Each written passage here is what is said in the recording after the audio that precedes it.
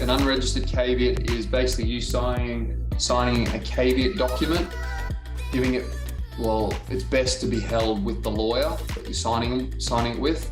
So the lawyer holds it on file, and basically if you default, then that person that you've signed the unregistered caveat over to can register the caveat on the property.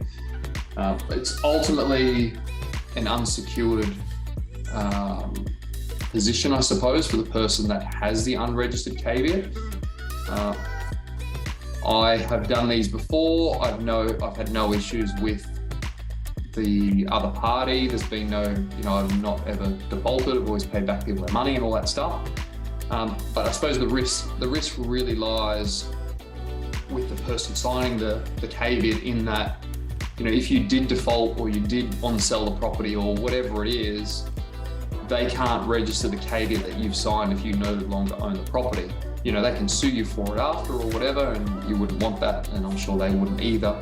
But from their point of view, it is a bit more difficult to recover the money if anything untoward happened. So it's, from you doing it as a capital raising exercise, I suppose, it's really what your relationship is with that person and what risk that person is willing to take.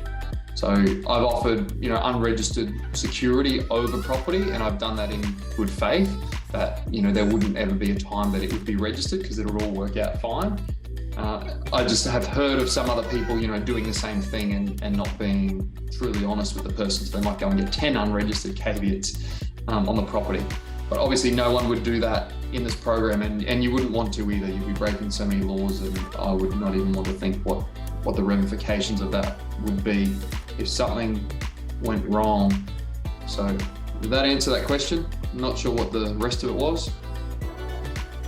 You still need to engage a lawyer. Yes, definitely. So yeah, you can offer somebody an unregistered caveat. I would hold it with the lawyer.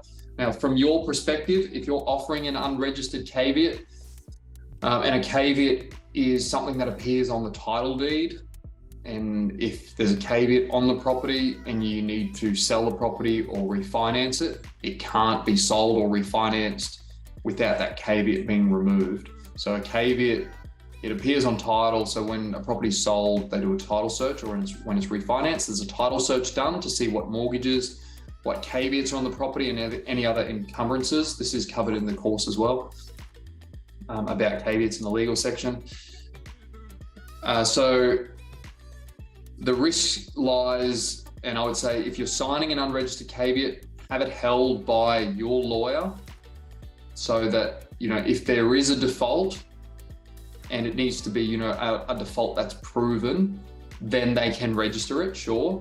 What you don't want is you sign this caveat, you give it to the person that's loaned you the money, and they go and register the caveat, and then they cause you grief because you're not in default. They've registered a caveat, and now you can't do anything with the project. Like, you can't either refinance it to build it, or you can't sell it to repay the debt and then repay them. So just be mindful of that. Most investors aren't going to do that, most good people, but there could be, the 1%ers that do. So just be mindful of that if you do have an unregistered caveat.